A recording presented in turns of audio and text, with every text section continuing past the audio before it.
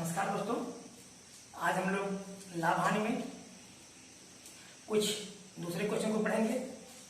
और इससे पहले हमने बताया था कि मैथ और रीजनिंग ऐसे विषय हैं जिसमें बार बार अभ्यास की जरूरत होती है। यदि आप बार बार अभ्यास करते रहेंगे तो फिर आपके लिए बहुत सही होगा, क्योंकि अन्य सब्जेक्ट तो याद हो जाता है लेकिन मैथ और रीजनिंग याद नहीं होता, उसको अभ्यास करना पड़ता है। तो यदि आप मेरे साथ पढ़ रहे हैं तो रीजनिंग, मैथ, जीएस सभी सब्जेक्ट पूरा हमारे चैनल पे आपको कंप्लीट मिलेगा, प्लस आपको अभ्यास करना पड़ेगा। और आप अभ्यास करेंगे, ऐसा कोई रीजनिंग और मैथ का सवाल नहीं है जो आप बहुत आसानी से बहुत कम समय में हल नहीं कर सकते। ठीक, तो चलिए बिना समय नुकसान किए हम शुरू करते हैं। पहला क्वेश्चन,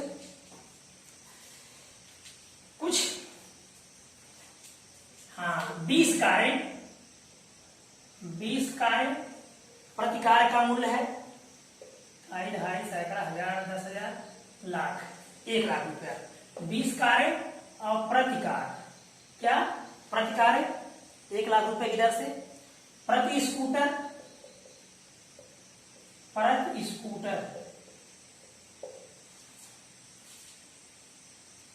30,000 रुपए।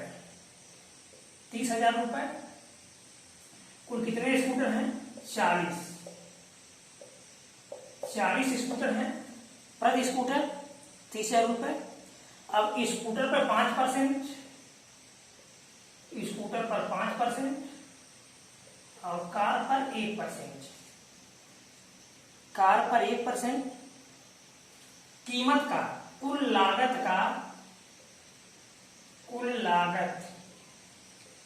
लागत का एक्सेसरीज फिट,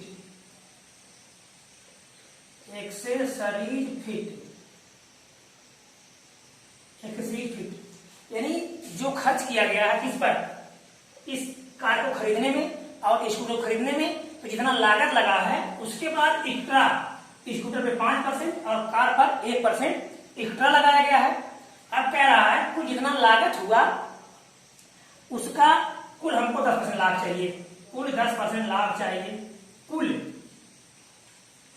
10% लाभ चाहिए। लेकिन स्कूटर का लाभ 20% है, स्कूटर का लाभ 20% है। ठीक, क्वेश्चन बहुत बड़ा है, समझ लेंगे तो बहुत आसान हो जाएगा। तो ये तो आपका क्वेश्चन है। अब हम देखते हैं कुल लागत कितना हुआ। तो हम सबसे पहले देखेंगे कुल कार,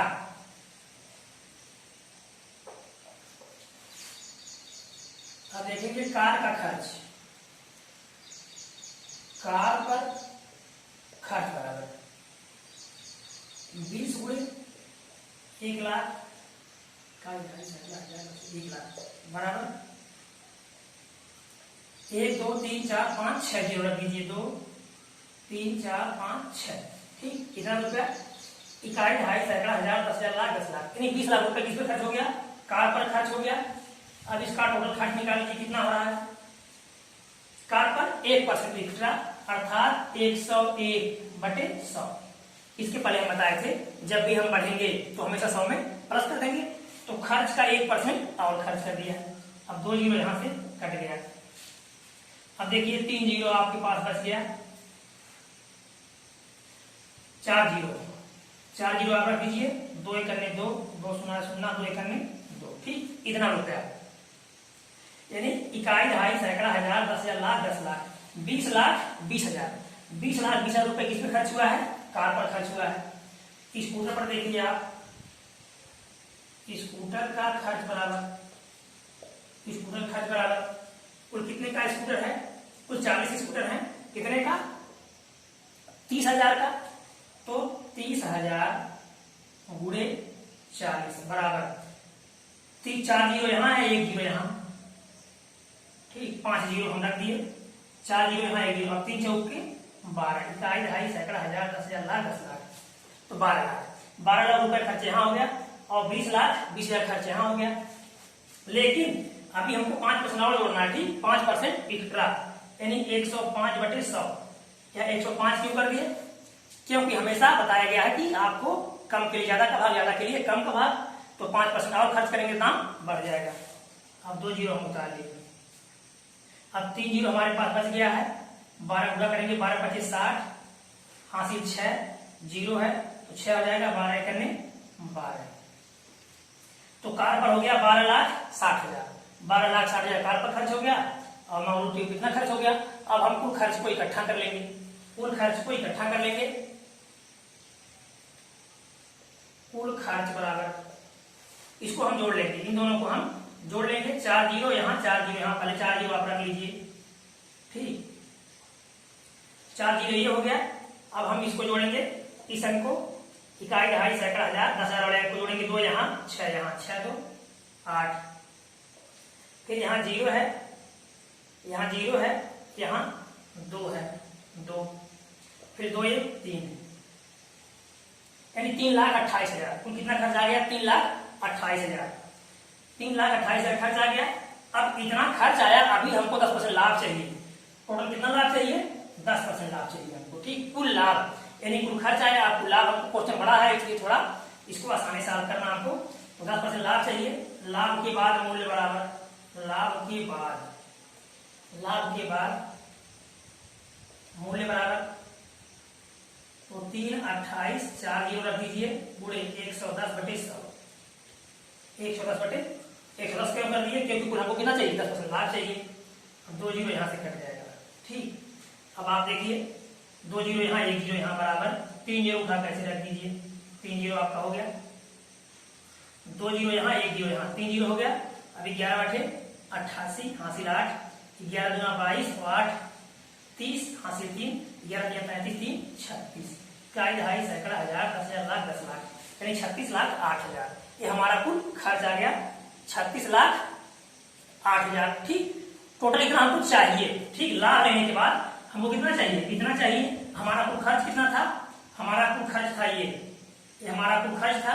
और जब हम लाभ जोड़ दिए तो हमको इतना रुपया चाहिए, ठीक, इतना चाहिए। अब यहाँ देखिए और क्या क्वेश्चन कह रहा है,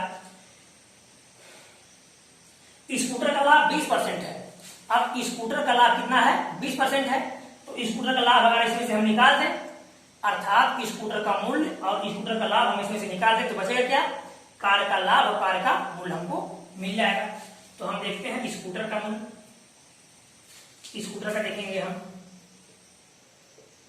स्कूटर का लाभ के बाद विक्रय बराबर, तो स्कूटर पर खर्च कितना था, कुल था, हाँ, एक खर्च था स्कूटर पर 12,60,000, इकाई दहाई सैकड़ा हजार 10,000 लाख 10 लाख, 12,60,000, 12,60, 4 जीरो याद रखिएगा। स्कूटर कुल खर्च है।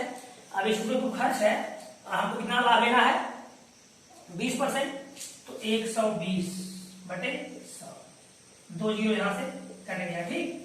अब 1 जीरो यहाँ, 2 जीरो यहाँ, 3 जीरो हो गया, 2 जीरो यहाँ, 12 6 72 के 2, हासिल 7, 12 गुना 24 और 7 31, हासिल 3, 12 करने 12 3 15, तो इकाई दहाई सैकड़ा हजार 10,000 लाख 10 लाख, 15,12,000, 15,12,000 हम कार का यदि निकाल दें, इसमें से जो कुल हमारा बिक्री मूल्य है इसमें से इसको निकाल दें, तो किसका बच जाएगा, कार का हमारा बच जाएगा। अब कार का बिक्री मूल्य बराबर, कार का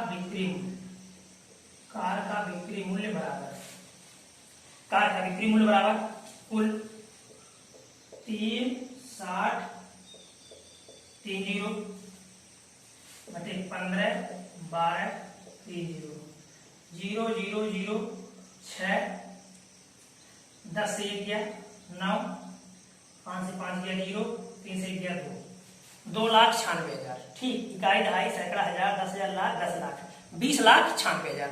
अब 20,96,000 में कुल कितनी कारें हैं, कुल कारें हमारे पास 20 कारें हैं। अब 20 कारों का हम भाग देंगे तो हमारा उत्तर आ जाएगा। इसके बटे हम 20 कर देंगे, 96 3 जीरो बटे 20, 1 जीरो यहाँ से कट गया, 2 करने 2 जीरो, 2 चौके 8, 1 16 2 8 16, यानी इकाई दहाई सैकड़ा हजार 10,000 लाख 1,04,800, 1,04,800। अब हमारा उत्तर आया। क्वेश्चन बहुत बड़ा था, इसलिए इसको हल करने में समय लग गया। ठीक, अब हम अगला क्वेश्चन देखेंगे।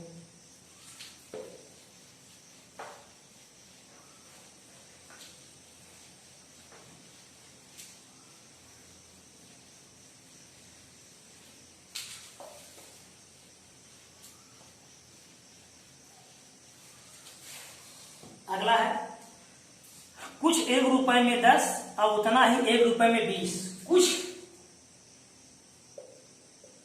1 रुपए में 10 और कुछ 1 रुपए में 20 की दर से खरीदा गया। ठीक, ये क्या किया गया? खरीदा गया। और कुल 2 रुपए में 30 की दर से बेचा गया। ठीक, याद रखिएगा, किसकी दर से? 2 रुपए में 30 की दर से बेच दिया गया। अब आप देखिए, हमको संख्या पता नहीं है। ठीक, हमको संख्या पता नहीं है, तो 1 रुपए में 10 और 1 रुपए में 20 ये खरीदा गया है और ये बेचा गया है, तो प्रतिशत लाभ या हानि क्या होगा? हमको वही संख्या मान लें, वह संख्या जो 10, 20, 30 सबसे कट जाए, तो इसको सॉल्व करने में हमको आसानी होगी। यदि हम मान लें 10, 20, 30 इन कल्ला से ले लें तो 60 ऐसी संख्या है, इनसे भी कटेगी, इनसे भी कटेगी, इनसे भी कटेगी। 30 मानेंगे तभी आंसर आएगा, तभी उत्तर आएगा। 120 मानेंगे तभी उत्तर आएगा। लेकिन यदि हम 60 मान लेंगे तो हमारा सही होगा। मान लीजिए 60 इससे भी खरीदा गया, 60 इससे भी खरीदा गया। ठीक, 60 खरीदा गया। अब आप देखिए 10 का कितना लगता है? 1 रुपया। समझ लेंगे तो बहुत आसानी से लग जाएगा। 10 का कितना लगता है? 1 रुपए। तो 60 का कितना लगेगा? 6 रुपए। याद रखिएगा, 60 का कितना लगेगा? 6 रुपए।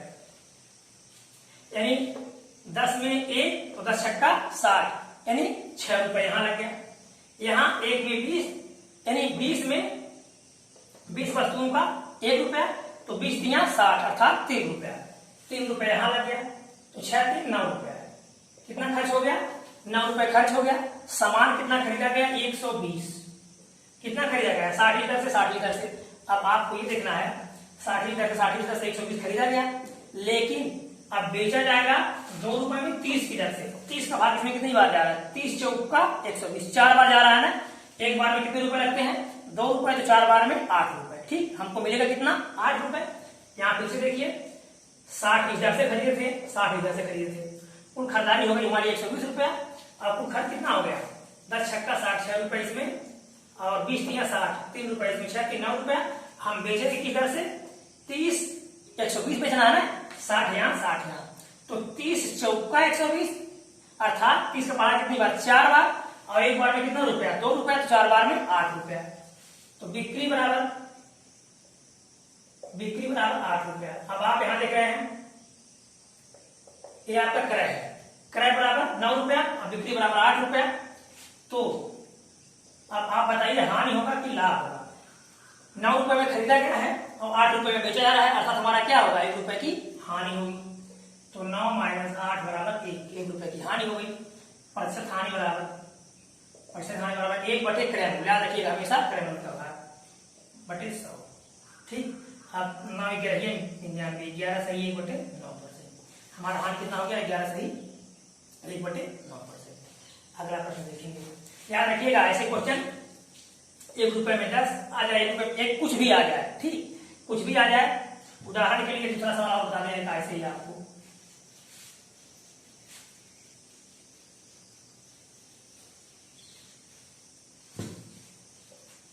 चलिए अगला सवाल देखिए।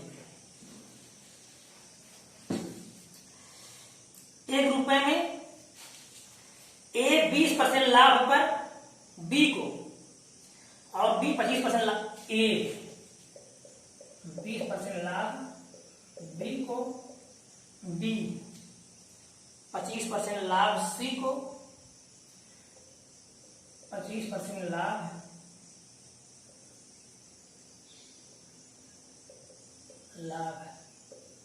बी को, बी 25% लाभ सी को, और सी दिया 225 रुपया।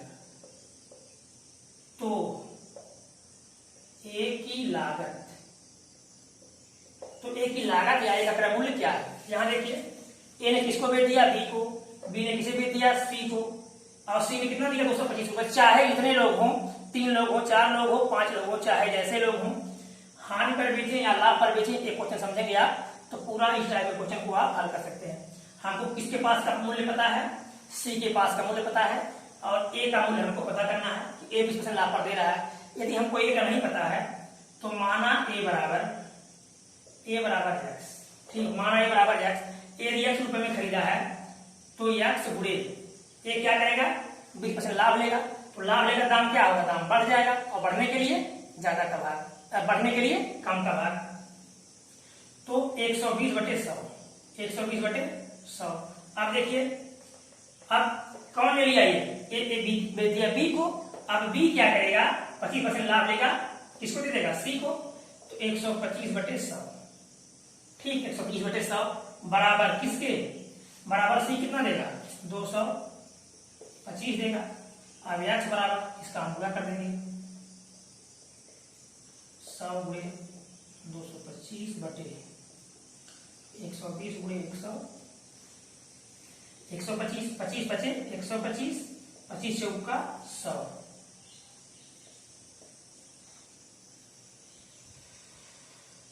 तीन चौके 12, 3 सते 21, 1 3 5 15, 4 7 से 5 दूना 10, 75 दूना 150, 150, कितना 150 रुपए। कौन खरीदा, ये, मतलब ए का क्रय मूल्य कितना था 150 था, ठीक। कैसे हम पहुंच गए। अब यदि इसी में किसी का हानि होता, ऐसे मान लीजिए एक्स गुणे, अगला क्वेश्चन होता है ये लाभ नहीं लेकर के ये क्या कर देता है, ये हानि में बेचता। याद रखिए यदि यहाँ हानि हो जाती या एक लोग 2 लोग और हो जाते तो हम क्या करते हैं, तो एक्स गुणे 120/100 गुणे, यहाँ हानि है 25, दाम घट जाता, घटने के लिए ज्यादा का भाग कर देते 75/100 कर देते, ठीक, बराबर 225। याद रखिएगा। अब अगर यदि कोई लोग और होते हैं, मान लीजिए 1 आध लोग और होते हैं, उनको बेच जाता लाभ पर या हानि पर, लाभ पर मान लीजिए 10% बेच दिया गया तो 150 हो जाता, हानि पर बेच दिया गया तो फिर घट जाता, ज्यादा का भाव रहता। इस तरह से करके हम उसको हल कर सकते हैं, ठीक। अब हम अगला प्रश्न देखेंगे।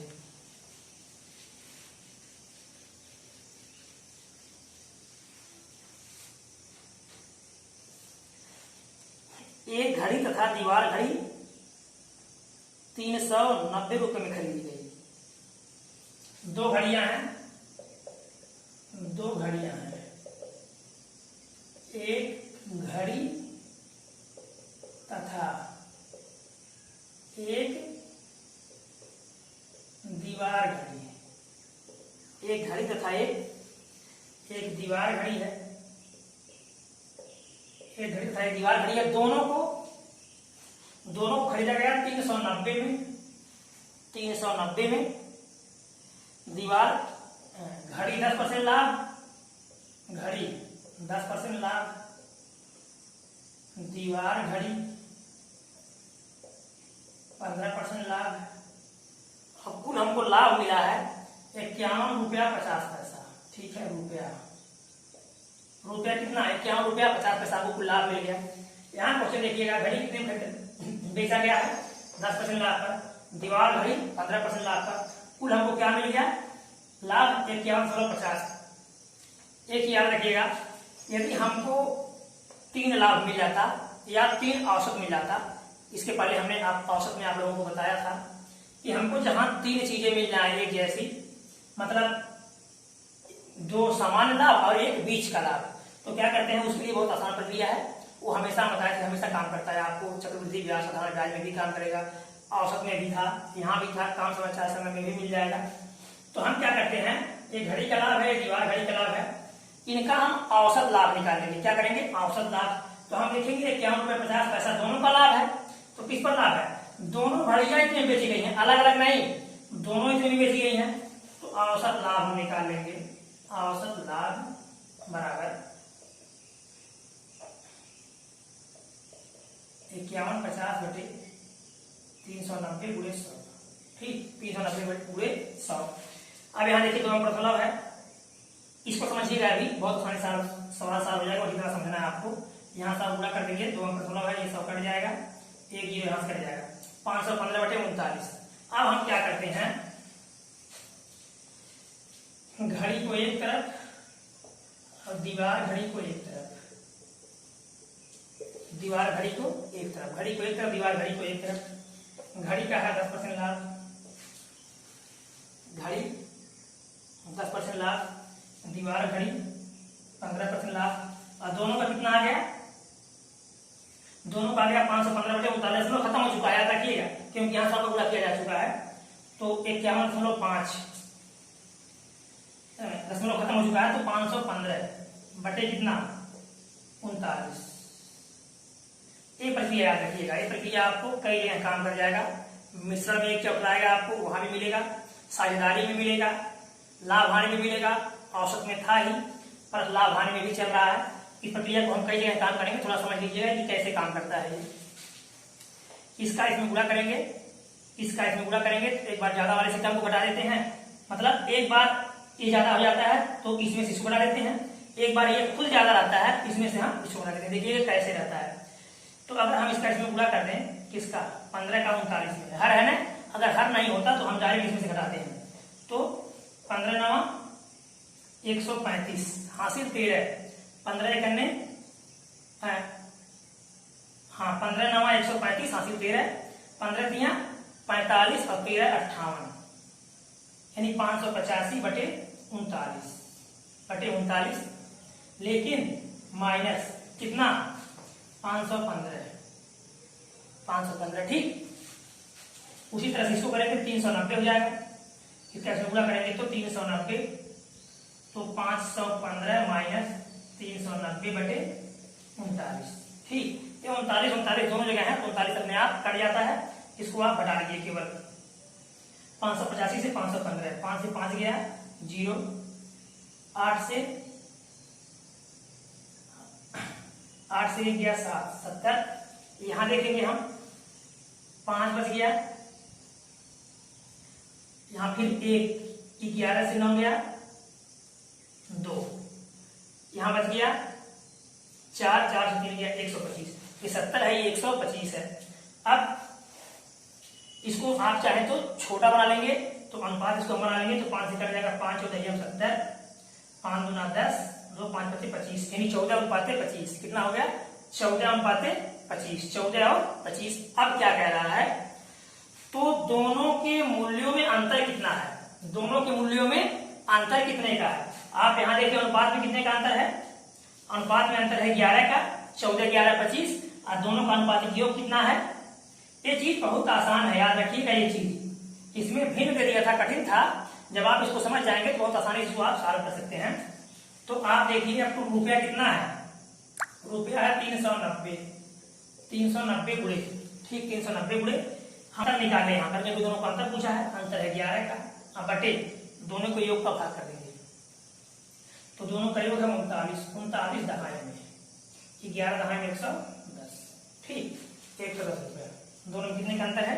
110 रुपए का अंतर आ गया, ठीक। तो आपको प्रक्रिया ये कभी कभी क्या करता है, ये भी दे देता है, ठीक, यहाँ रुपया नहीं देता, क्या करता? दोनों का औसत दे देता, तो दोनों का औसत दे देता, हमारा कुछ करने की जरूरत नहीं पड़ती, सीधे तुरंत सॉल्व हो जाता। लेकिन इसको हमको क्या करना पड़ा? हमको औसत बनाना पड़ा। तो अगर प्रक्रिया बड़ी है, क्वेश्चन बड़े हैं, तो कुछ आपको अलग तरकीब करना पड़ेगा, ठीक। अब अगला क्वेश्चन देखेंगे, तो कितना आ गया? 110 रुपए का अंतर आ गया।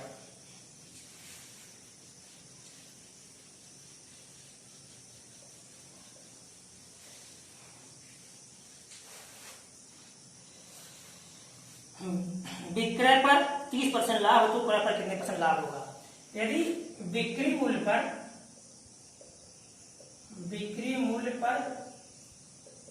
लाभ बराबर 30%, तो क्रय पर लाभ क्या हो जा रहा है? क्रय पर। किस पे लाभ बता रहा है? विक्रय मूल्य पे। याद रखिएगा, क्रय मूल्य अर्थात जो खरीदा गया, विक्रय मूल्य अर्थात जो बेचा गया। तो जब बेचा जाता है तो लाभ लेकर बेचा जाता है। मान लीजिए अगर हम 100 में खरीदे, 200 में बेचते, तो ये जो एक क्रय है आपका और ये आपका विक्रय है। यहाँ क्वेश्चन में कह रहा है बिक्री मूल्य पर लाभ, अर्थात इस पर लाभ है, इस पर लाभ नहीं है क्रय पर, इस पर लाभ है, बिक्री पर लाभ है। तो हमको क्या करना है? इससे नहीं लाभ देखना है, हमको इससे लाभ देखना है, ठीक। तो फिर बाद में पूछ रहा है तो क्रय पर कितने % लाभ होगा, क्रय पर कितने % लाभ होगा। चलिए तो हम बिक्री मूल्य को 100 मान लें, बिक्री बराबर 100 के। तो जब बिक्री 100 हो गई तो 100 से पहली बार घटने बढ़ने में कोई दिक्कत नहीं होती। तो क्रय बराबर 30% लाभ है, अर्थात क्रय बराबर 70। पहली बार 100 से निकालने में कोई दिक्कत नहीं होती। तो कितना 100 में बेचा गया, 30 रुपए का लाभ हुआ या 30% का लाभ हुआ। अब देखिए तो कह रहा है कि तो क्रय मूल्य पर कितने % का लाभ होगा। अब हम देख रहे हैं 100 में खरीदा गया, कितने में बेचा गया, 70 में खरीदा गया, कितने में बेचा गया, 100 में। तो लाभ बराबर 30 रुपया, प्रतिशत लाभ बराबर 30 बटे क्रय मूल्य। याद रखिएगा हमेशा 30 बटे क्रय मूल्य, हमेशा क्रय मूल्य का भाग देते हैं 100। 300 बटे 7, 300 बटे 7 चौक 28, 2 20, 7 गुना 14, तो 42 सही 6 बटे 7%। ठीक, 42 सही 6 बटे 7%। ठीक, इस तरह से हम साल कर लेंगे, क्योंकि लाभ किस पर था, ये लाभ था आपका बिक्री मूल्य पर। अब यदि क्रय मूल्य पर रहा होता तो हम क्रय को 100 मान लेते। ठीक, अगला प्रश्न देखेंगे।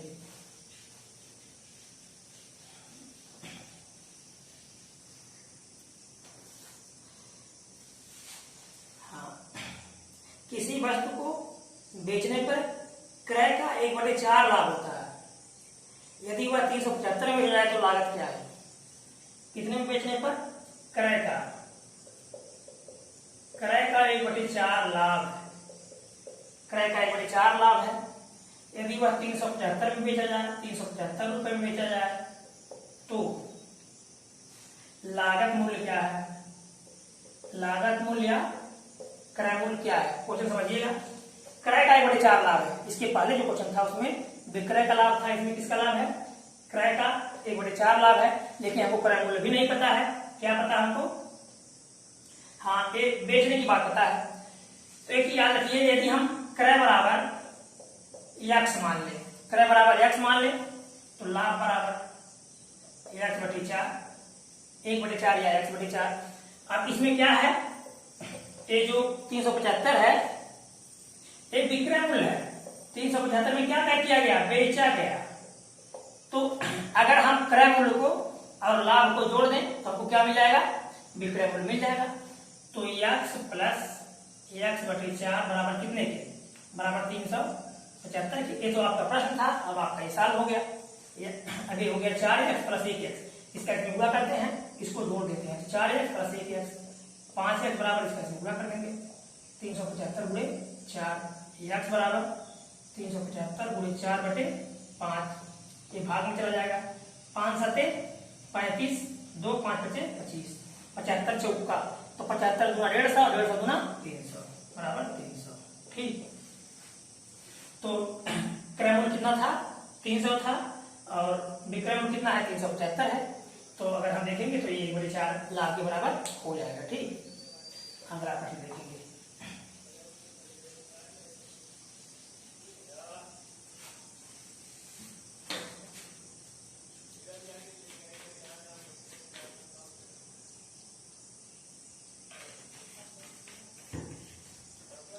अगला प्रश्न है, विक्रय मूल्य क्रय का 8/5 है तो प्रतिशत लाभ क्या है। विक्रय बराबर क्रय का 8/5, किसका, क्रय का 8/5, किसका बता रहा है, क्रय का 8/5 है तो प्रतिशत लाभ है। प्रतिशत लाभ क्या है, यहां देखिए विक्रय किसका, क्रय का, ठीक, क्रय का। तो क्रय को आप मान लीजिए, चाहे x मान लीजिए, चाहे 100 मान लीजिए, चाहे जो मान लेंगे आपका आ जाएगा। क्रय बराबर 100 अगर हम मान लें तो विक्रय बराबर 100 गुणे 8/5, 5 भी सही है, 100, 20 बटे 160, कितने में दिया गया, 160 में दिया गया। कितने में खरीदा गया था, 100 रुपए में। लाभ कितना हो गया हमारा, 60%। सीधे जब हम 100 से घटते बढ़ते हैं तो कोई परिवर्तन नहीं होता, सीधे वही हमारा लाभ हो जाता है। या निकालना चाहेंगे तो लाभ बराबर 160 माइनस 100 बराबर 60 के, प्रतिशत लाभ बराबर 60 बटे, हमेशा क्रय मूल्य का भाग देते हैं, 100 गुणे 100, ठीक, कट गया, बराबर 60%। ठीक, 60% हमारा लाभ हो गया। अगला प्रश्न देखेंगे, याद रखिएगा हमेशा जब भी 100 से लाभ या हानि होगा तो डायरेक्ट उतना हम मान लेते हैं। मान लीजिए 100 में खरीदा, 100 में खरीदा गया, 80 में बेच दिया गया, कितना हानि हुआ 20%। 100 में खरीदा गया, 130 में बेच दिया गया, कितना लाभ हुआ 30%। तो 100 से अगर हम पहली बार घटते बढ़ते हैं तो कोई परिवर्तन नहीं होता।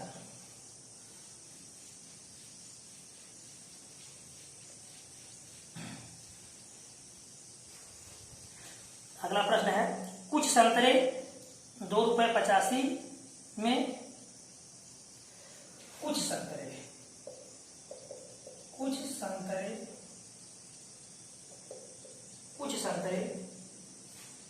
2.85 यानी 2 रुपया 85 पैसे में खरीदे गए। ठीक, में खरीदे गए, इसमें से कुछ बेच दिए गए 1.52 रुपया या 1 रुपया 52 पैसा में बेच दिया गया। तो अब उसके पास कम से कम कितने संतरे शेष है? ये बेचा कैसे गया है? बिना लाभ का। प्रश्न में क्या लिखा है? बिना लाभ का। तो अर्थात ये हुआ, आप यहाँ क्वेश्चन समझिएगा, यदि एक संतरे को हम हानि पर बेच दें, दूसरे को लाभ पर बेचना पड़ेगा, तभी हमारा मूल्य बराबर होगा। लेकिन यहाँ बोल दिया कि बिना लाभ का बेचा गया, अर्थात हानि भी नहीं हुई होगी, ना ही लाभ हुआ होगा। तो अब यहाँ कुछ संतरों की संख्या भी नहीं पता है, खरीदा इतना है और बेचा इतना है, तो उसके पास बचा कितना? तो एक चीज याद रखिएगा, आप इसके पहले मैथ से बताए थे हम, मैथ से आप देखिएगा, सही समझिएगा। उसमें मैथ में क्या होता है? मैथ में बड़ी बड़ी संख्या होती है जो सबको बराबर बराबर काट दे, जो सबको बराबर बराबर विभाजित कर दे। तो वह मैथ में खरीदा होगा, मैथ में खरीदा होगा, मैथ में बेचा होगा, वही दाम लेकर के कोई लाभ होगा नहीं, हानि होगा। तो हम क्या करेंगे? इसका मैथ से निकाल लेंगे। तो 200 इसको 85 कर दीजिए, मैथ से निकालेंगे तो 152 का भाग कर दीजिए। ठीक, पहले हर 100 मान लेंगे। ठीक, मैथ आप लोगों को बताया गया है, 100 और मान लीजिए, 10 खत्म हो जाएगा। अब इसको मैथ से निकाल लीजिए आप, 152 इकन्ने 152 3 3 1। अब 152 को यहाँ रखेंगे, 135 इकन्ने 135, 12 से 3 गया 9, 4 से 3 गया 1। ठीक, 19 135 को यहाँ रखेंगे, 19 7 135, 19 कट गया पूरा, क्या मिलेगा आपको? 19। तो यहाँ 19 कर दीजिए, यानी 0.19। अब 0.19 है, तो 0.19 अर्थात 19 पैसा प्रति सेब का मूल्य कितना है? 0.19 रुपया या 19 पैसा। तो अब हम कितने संतरे, तो हम इसका इसमें भाग कर देंगे, किसमें? या इसमें घटा देंगे, इसमें से इसको घटा देंगे, जो बचेगा उसमें से उसको भाग कर देंगे, तो कुल जो शेष सेब बचे हैं उसके पास उसकी संख्या हमको, तो इसको आप घटा दीजिए। शेष सेब बराबर 5 से 3 2 गया 3, 8 से 3.1, तो बटे 0.19। ठीक, तो एक 2 अंक यहाँ भी 2 अंक है, दशमलव अपने आप समाप्त, क्योंकि दशमलव संख्या बराबर है तो अपने आप समाप्त हो जाता है। 19 7 135, अर्थात कितने सेब शेष बचे? 7 सेब उसके पास अभी शेष बचे हैं। अब यदि बेचने के लिए पूछा जाए कितना सेब वो बेच दिया है, तो 19 का में भाग देंगे, 19 8 152, अर्थात 8 सेब वो बेच चुका है। कुल सेबों की संख्या कितनी है? तो कुल सेबों की संख्या देखेंगे तो 19 से 19 बच गया 9, 19 बचे 95। कुल 15 सेब थे, 8 सेब को बेच दिया, 7 सेब शेष। ठीक, यदि वीडियो अच्छा लगा होगा तो लाइक कीजिएगा, सब्सक्राइब कीजिएगा, दोस्तों को शेयर कीजिएगा। धन्यवाद।